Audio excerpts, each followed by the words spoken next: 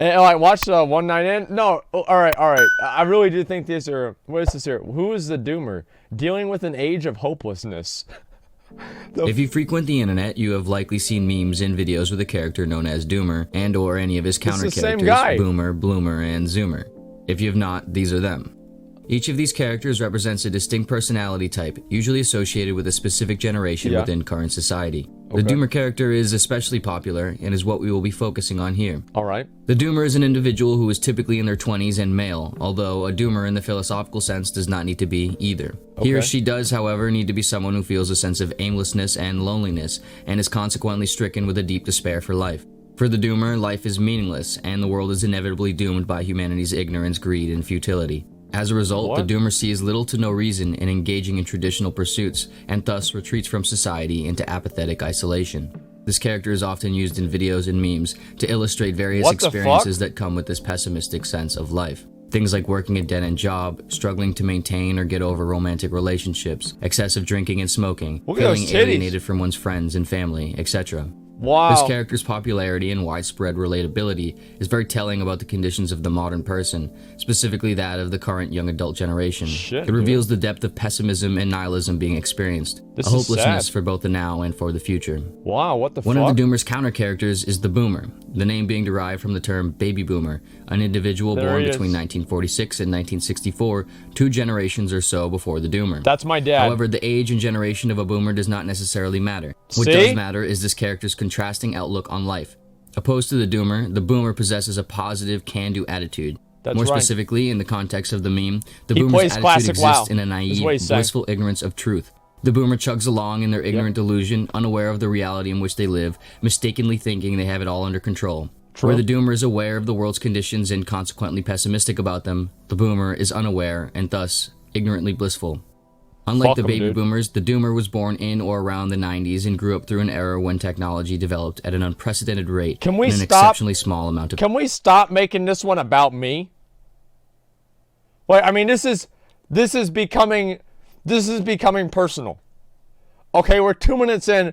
This is becoming very, very, very personal. And you know? The advent of the internet as well as affordable internet devices would completely change the way people could experience and understand the world. During this internet generation, children and young adults had access to a completely open and constant flow of information. An ability to see, hear, talk with, and engage in the entire world in real time, all the time.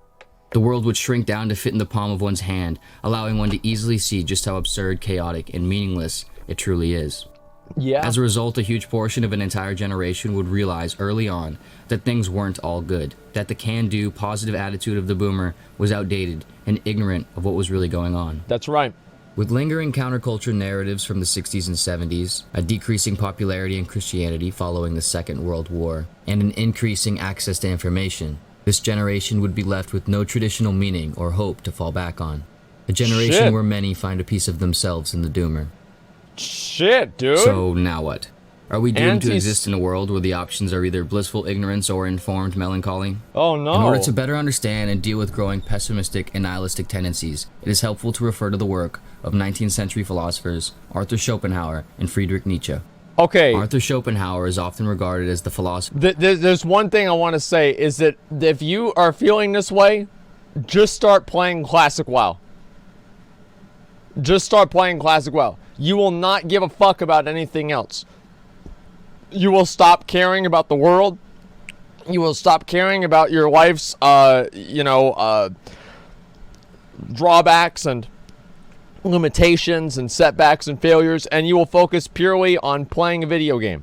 Like that is the secret, okay? Is you have to find a video game that's worth wasting your life over, and that way you don't feel like you're wasting your life. Problem solved. For pessimism, arguably the original Doomer. Like the Doomer's outlook, for Schopenhauer, life is in fact riddled with unavoidable pain, meaninglessness, and absurdity. For Schopenhauer, we are prisoners to our unconscious instinct to survive, reproduce, and sustain existence. And, in the traditional sense, everything we do in life is merely a product of this irrational force, void of any purpose other than to continue to sustain itself.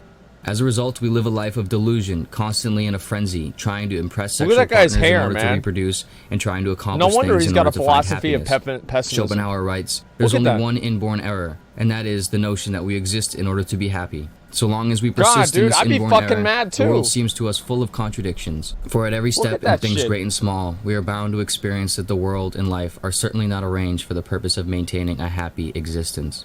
In Schopenhauer's mind, we want so badly to believe that we exist to be happy and to have specific purpose, but with an honest examination, we realize we do not. Okay. This perspective does not fall far from that of the doomer. That's right. Arguably, neither the doomer nor Schopenhauer are necessarily wrong in their assessments of life. And they have the same Life is hairline. in fact That's why linked he's with wearing a chaos, hat. pain, and fundamental meaninglessness. By the way, anybody didn't know that? If you ever see like a late 20s, early 30s guy wearing a beanie, 9 times out of 10 is because he's going bald.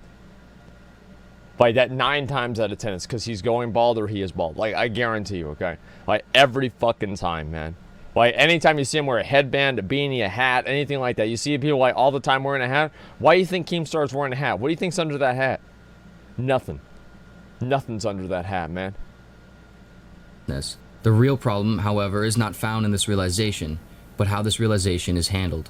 Yep. Schopenhauer offered 2 solutions for the realization of life's meaningless suffering: asceticism and art.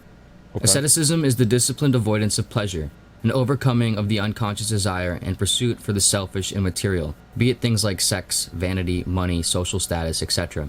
Schopenhauer felt that by obtaining control over the ceaseless yearning for things, one can find a form of happiness in the present moment. However, Schopenhauer also acknowledged the sheer difficulty in accomplishing this So you have to feat, be a monk? for it is not enough to merely realize the senselessness of one's behaviors Just play in WoW. order to stop them from occurring. The level of discipline and commitment mean? required would prove immensely difficult for even the wisest of individuals. Just play WoW. Alternatively, Schopenhauer provided one other solution: engaging in the aesthetics of art and philosophy as much as possible. In this, Schopenhauer suggested that things like poetry, theater, music, Wow. paintings, literature, theory, etc. have the power to reveal and share truth, a truth that liberates the individual during the moments he or she is engaging in it. Wait, By so he's, expressing our pains and sufferings or engaging in the expressions saying of it. others, we feel less imprisoned and less disillusioned in ourself. With this, one does not need to find anything worthwhile or ultimately meaningful in the materialistic or traditional world beyond the mere expression of one's disinterest and pain within it.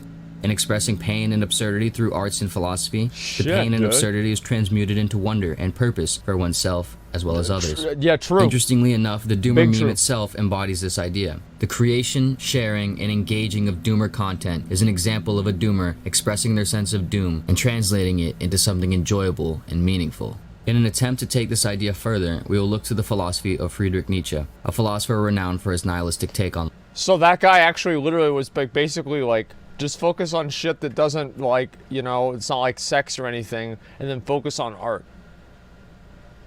Like you could basically translate that over to just play classic WoW. Like you don't even really need to take a big leap. You could just say, yeah, that's basically like, yeah, just play classic WoW. Okay, and he said that in the 30s, man. It's been a while. life. Nihilism is the belief in nothing, the principle that nothing has any fundamental meaning at the end of itself, and that life is and will always involve a suffering through this meaninglessness. During his life in the 19th century, Nietzsche found that traditional religion ceased to help the modern person in dealing with the pains of life, and that nihilism was the only rational and practical approach that remained. Okay. However, for Nietzsche, the meaninglessness found in nihilism did not suggest that we should give up and retreat into a dull, apathetic life. Rather, the realization that life is meaningless permits the individual to look inside him or herself and create their own meaning and self-identity. The world See is that? full of That's his systems and avatar pressures right to there. conform to the That's his collective. character. Religions, traditions, and See? mass movements that attempt to lead us in certain arbitrary See? directions. The individual, Nietzsche writes, has always had to struggle to keep from being overwhelmed by the tribe. If you try it, you will be lonely often and sometimes frightened. But no price is too high to pay for the privilege of owning yourself.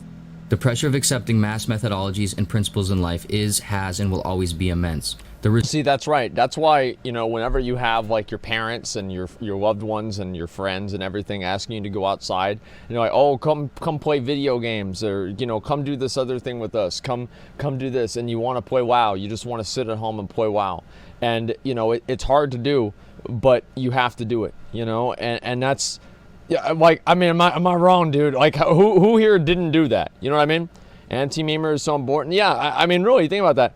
I always turn down fun shit like that. Well, because it's not fun to you. You don't like that. Why do you gotta fucking convince yourself that you like doing shit that other people like just because you fucking feel like you want to fit in? That's the only reason you're doing it. You're like, oh, I'm gonna do this because I want to fit in. I want people to like me. No, fuck that, dude. Do whatever you want. Resistance of such comes with feelings of alienation and hardship. Yep. However, for Nietzsche, the pain Wait, bro. Like, I mean, all right. This is too much, man. Like, this is look at my thing. Look at that. This is getting way too personal. Look at this. I've literally got it on the floor like that. This is way too personal, guys. I don't know what I'm gonna be fucking able to do about this. All right, let me go ahead and zoom this back in. Yeah, this is out of hand. What the fuck, man? Holy shit. I feel attacked? Yeah, this is literally a video about me. What the fuck? Caving in is infinitely worse. In the context of modern times, perhaps the doomer feels a heightened alienation from the world because the internet compounds the weight of social pressure and a sense of detachment. That's right. However, this experience of alienation and despair is not unnatural nor without value. Rather, one must walk deliberately through the mud of life, realizing that there will be ongoing pains and challenges in their self-actualization, and instead of turning away from them, lean into them and face the sufferings head-on, developing themselves and their personal meaning, no matter how Servers are still uncommon or hard fucking it down. may be. Nietzsche felt that the key to suffering is knowing how to use suffering. I assess the power of a will by how much resistance, pain, torture it endures, and knows how to turn to its advantage, Nietzsche writes. True. By Big true. inviting suffering Very in true. and recognizing it as an opportunity to develop wisdom and resilience, we utilize it as a method of creating our own purpose and greatness. In the fundamental pain and meaninglessness of life, we must not find ourselves with an indifference that renders us lethargic and paralyzed away from caring about anything, but rather an indifference that inspires us to create meaning and care for things we deem enjoyable and engaging. Listen to that. Listen to that one more time, and I want you guys to think about what I'm thinking about. In the fundamental pain and meaninglessness of life, we must not find ourselves with an indifference that renders us lethargic and paralyzed away from caring about anything, but rather an indifference that inspires us to create meaning and care for things we deem enjoyable and engaging. There it is, dude. There it is, dude. What does that remind you of? For both Nietzsche and Schopenhauer, the greatest reason for life is found in the self-realization and self-expression of one's unique truth, the utilization of the suffering and chaos in life, and turning it into wonder, wisdom, and greatness.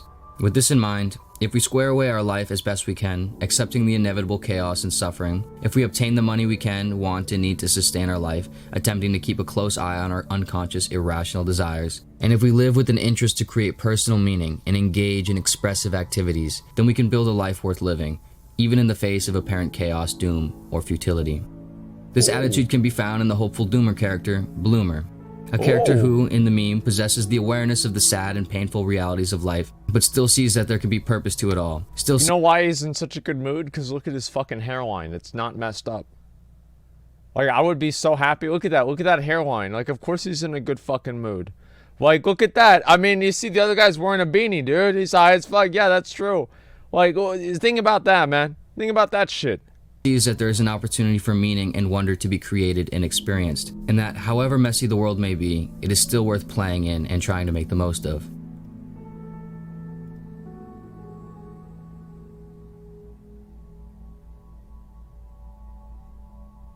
So that's why you should probably just play video games all the time, right? And this has always been like my, my mindset is just play video games all the fucking time and it is going to be fine. That's what I've always done, and it doesn't work all the way, but, usually it does. And that's always the way that I've focused on doing things, right? Just play video games all the fucking time